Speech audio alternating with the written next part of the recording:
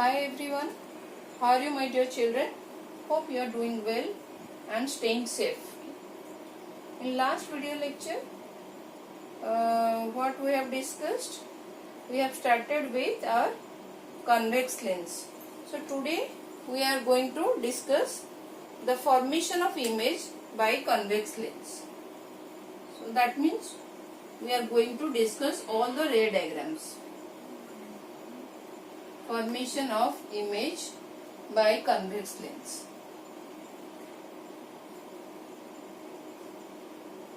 Before going to ray diagram, we must understand the rules.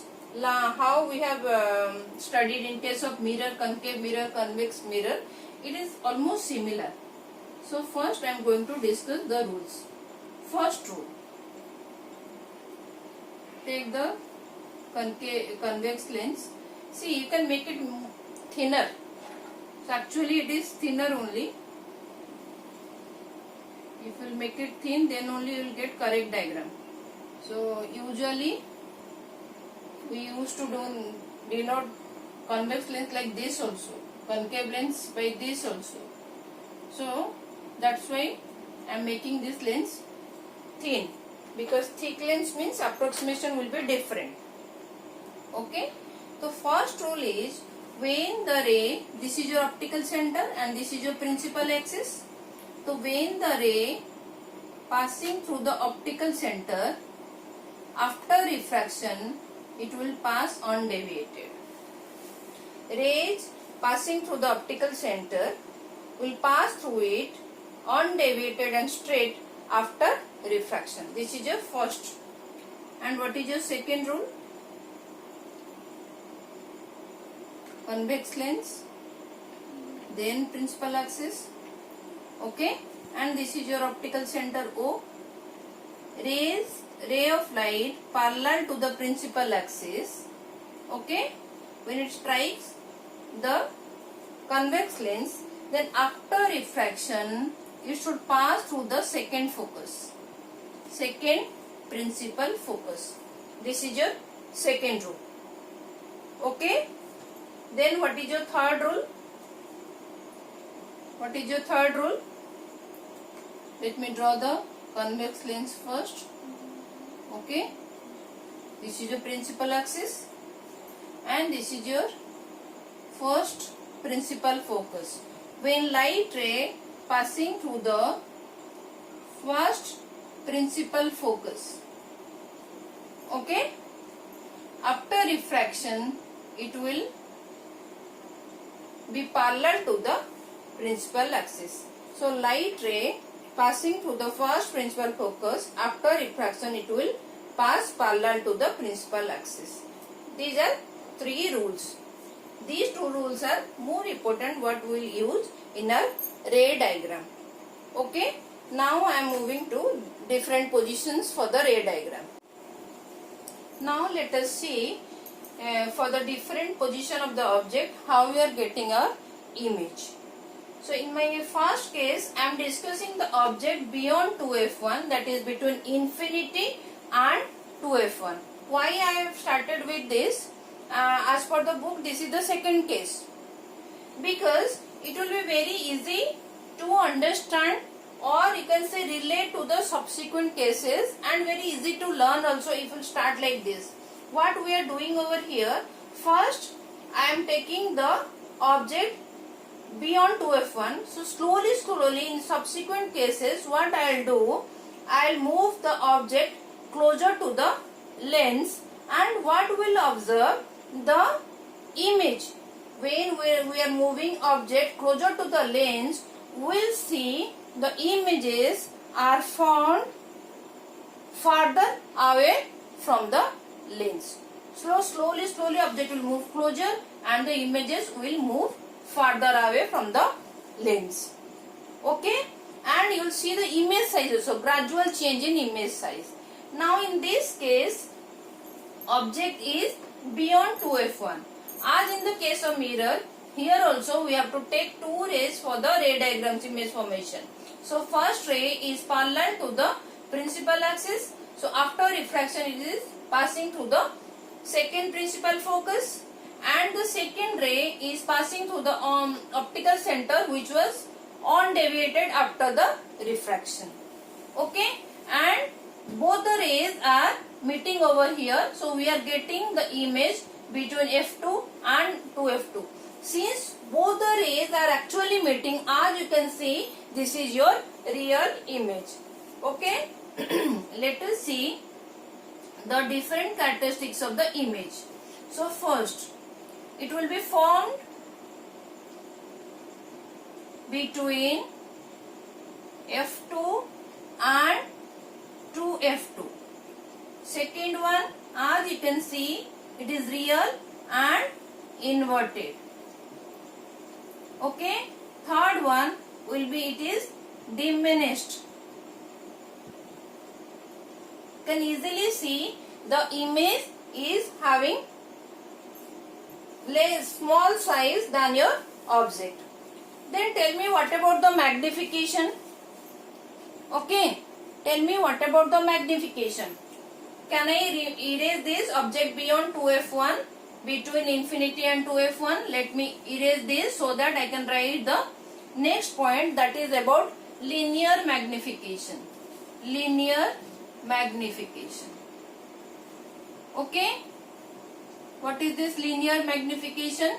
We have already studied m is equal to hi by ho, that is image height divided by object height, and we'll take which sign. What does it mean, children? Which sign means? Which sign means the object is above the principal axis, then it will be positive.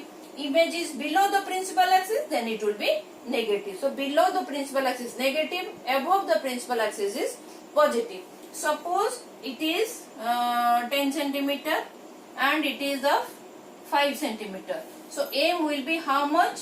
Minus 5 by 10. So it is minus 0.5. Okay. So next point is your fourth point. What is your m? I'll take m is negative, and modulus of m, that means no positive or negative sign, it is less than 1. Is it clear, children? Okay. Is it clear? Okay. Now next position. Object is at 2F1. In first condition, it was beyond 2F1.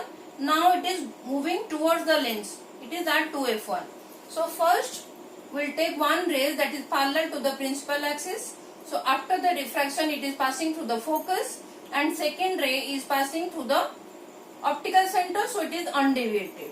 Now at here two rays are meeting and we are getting image over here at 2F2. So what are the characteristics of image? Let us discuss. Image is formed at 2F2. In previous case, image was formed between F2 and 2F2. Okay. Now here image object is moving towards the lens and image is going away from the lens. Okay. So formed at 2F2, and image size, as you can see, it is same size. Image and object size is same.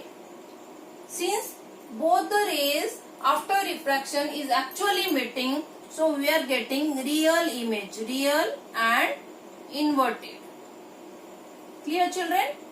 What about the magnification? Linear magnification, same here, below the principal axis. So m is equal to hi by ho. So that means m is equal to minus 1. Since both hi and ho are of same size, but here it is minus. So that means minus ho by ho. In place of hi you can write ho. It is all same. Doesn't matter. Okay. So that's why m is equal to minus 1. Is it clear, children? Any doubt regarding this? This is easy. Very similar to your mirrors. Okay. Now we'll move to the next position. Okay. In next condition, now object is between 2F1 and F1. Clearly see, children, I am moving the object closer to the lens. So again I am taking two rays. First ray is the principal ray is parallel to the principal axis. Then after refraction it is passing through the second principal focus, and the second ray is passing through the optical center which is undeviated. So here is the meeting point and you are getting real image over here. As you can see, now image is formed beyond 2f2.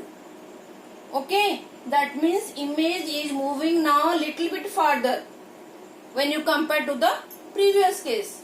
Previous case is R2f2 and same size, and beforehand the first case what we have discussed, object beyond 2f1, that is the image formed between this. In the second case, image is formed at 2f2. Now you can see image is formed beyond 2f2. So let us discuss what are the characteristics of the image. So image is formed where? Image is formed beyond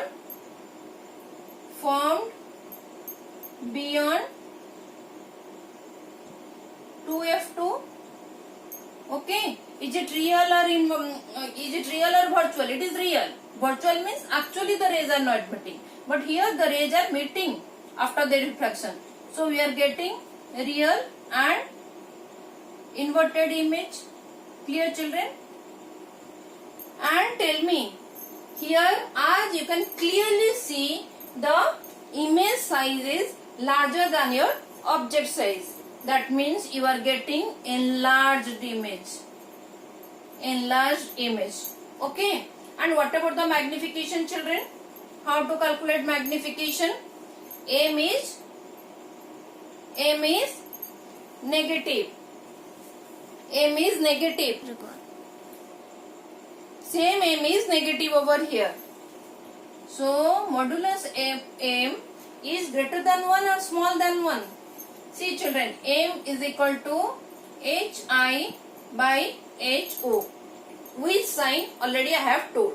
Here now see, what is the image size? Suppose this is 5 centimeter. Object size is 5 centimeter and image size is 10 centimeter. What we are getting? Minus 10 by 5. So minus 2. Okay. So when we are taking modulus, we will not consider the sign. So M is greater than 1.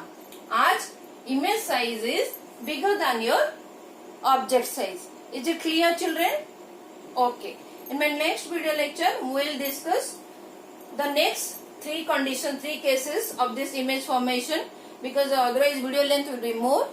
Okay. If any doubt, please let me know.